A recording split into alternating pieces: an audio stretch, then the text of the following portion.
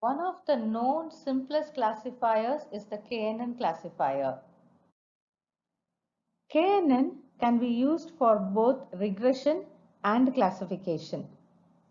K refers to K nearest neighbors. If I have K to be 3, I mean to say 3 nearest neighbors. Look at the red circle given. That is an unknown data, and I want to find what will be the value of that unknown data. But I know that there are 3 values around it, which are minus 2.1, 1.32 and 0.46. When I fix the value of K to be 3, I take the mean of the 3 nearest neighbors of the unknown data and replace that unknown data with this value. So, this can be used to replace a value when the data is missing. But when the value of K changes to 5, we will take 5 nearest neighbors around it and then take the mean of the 5 values and substitute it for the red circle. So now when K is equal to 5, the unknown value becomes minus 0.152, whereas when K was 3, the value was minus 0.10667. The same can be used for a problem of classification. Assume we have some samples to indicate that the mail is spam and some samples to indicate that a given mail is not spam. Let us point these data points on a graph. When an unknown mail comes, when the K value is 3, we find the 3 nearest neighbors, and when we find the 3 nearest neighbors, we find that the nearest neighbors of the red circle are 2 spams and 1 not spam. We take the majority among it, and so we conclude that the new sample which we have received is a spam. But when we increase the value of K to 5, the majority of the samples is not spam, and so the final class is given as not spam. One thing you should have noticed is the value of K is crucial. The steps followed to find the classification using a KNN is: first we decide the value of K. We find the Euclidean distance between the data points. We sort them in the ascending order of distance. Take the top K data points, take a majority voting, and based on it, we assign the class. We have already seen how crucial the value of K is. If the classification problem is a binary classification problem, remember to use an odd value for K. Let's see what its implication is. If the value of K is 3, there are 2 purple classes and 1 yellow class, and by majority voting, I can decide that the class of the red circle is purple. But when K is equal to 4, there are 2 purple classes and 2 yellow classes, and there is a conflict when I take a majority voting as to what the final class of the red circle should be. Remember to take an odd K. When the value of K is small, a huge problem that can occur is small changes in the training data set can result in large changes in the final classification.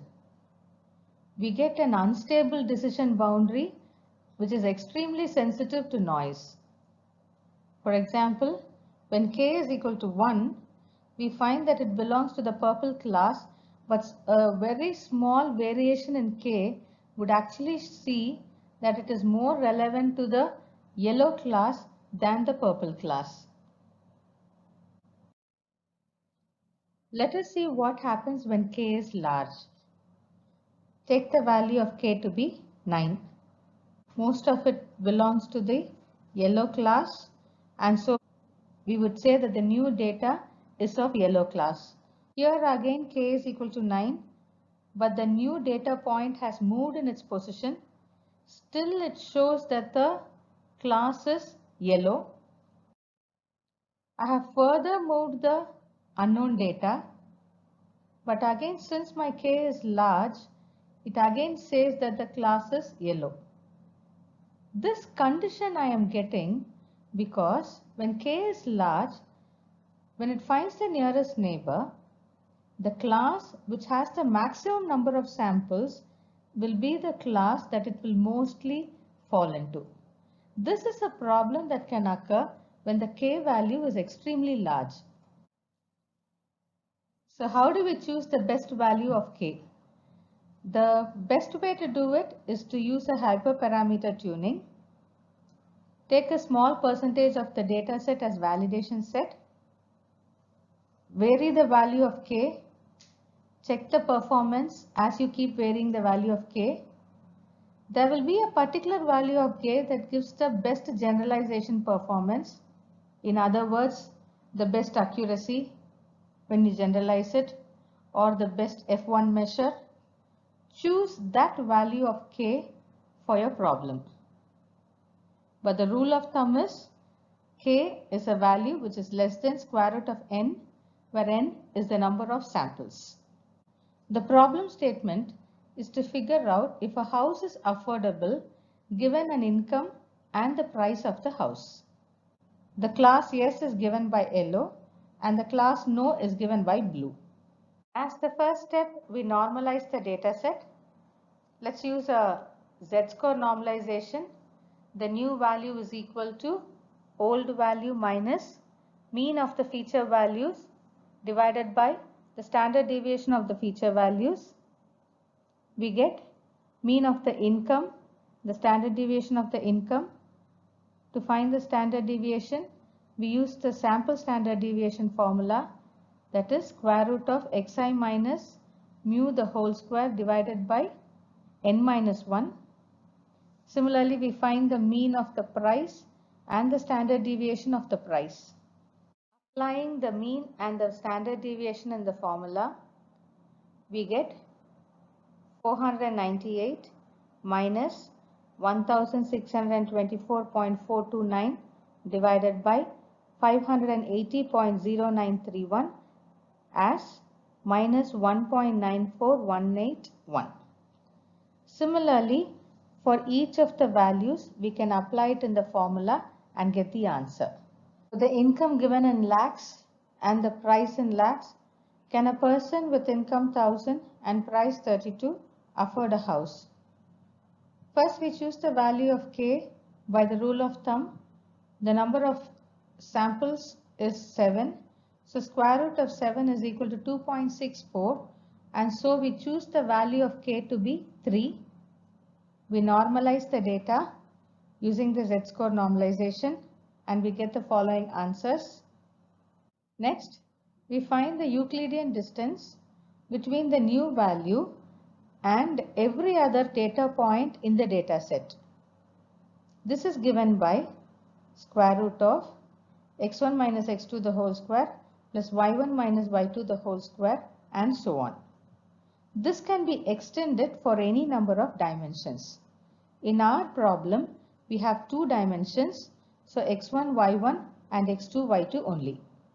The red dot is given by the values minus 1.07643, minus 0.8702, and let us take one value in the data point, which is minus 1.94181, minus 0.9318. Applying it to the Euclidean distance formula, we get the distance between the data points as 0.867568. Similarly, we find the Euclidean distance for every other data point. Sort the samples in increasing order of distance. The top 3 values or samples or data points are the 3 nearest neighbors of the unknown data given in red, and by majority voting all the 3 belong to the blue class, and so the unknown data also belongs to the blue class.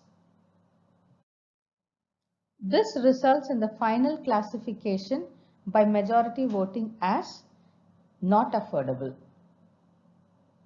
To summarize, the KNN is said to be a non-parametric model, which is also a major advantage of the model because during model construction, there is no parameter that we tune.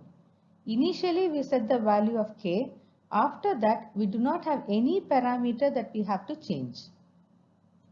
It is called as a lazy learner because we do not have an explicit classifier model that is created. We store the training data, and when there is a request from an unknown data, it is only then that we start processing the request by finding the Euclidean distance. We do not calculate a training model and store it. The advantages of the KNN are there is no training phase, new training data can be easily included, the class boundary can be of any shape. In the diagrams that are given, in one we have a circular class boundary, in another we have a line which is the class boundary, and in another we have a polynomial which forms the class boundary. When we use the KNN classifier, the shape of the class boundary does not matter. Another major advantage is when we look at certain classifiers like the SVM or the artificial neural networks, it is very difficult to interpret the output. But in a KNN, the output interpretation is very simple because of the concept of majority voting. But it also has some disadvantages. One is the calculation time can be very large and the predictive power when compared to the other classifiers like the SVM, the logistic regression and Naive-Bayes, it has a reduced predictive power. And another major issue is because it uses the concept of distances, there is a curse of dimensionality. Let x be a vector with Cartesian coordinates x1, x2, etc. up to xn, and let y be a vector with Cartesian coordinates y1, y2, etc. up to yn. That is, these are the two data points in a sample. When we calculate the Euclidean distance, as the number of dimensions increases, the number of additive terms keeps on increasing. It is a summation of xi minus yi as the number of i's keep on increasing. This curse of dimensionality is an issue with KNN.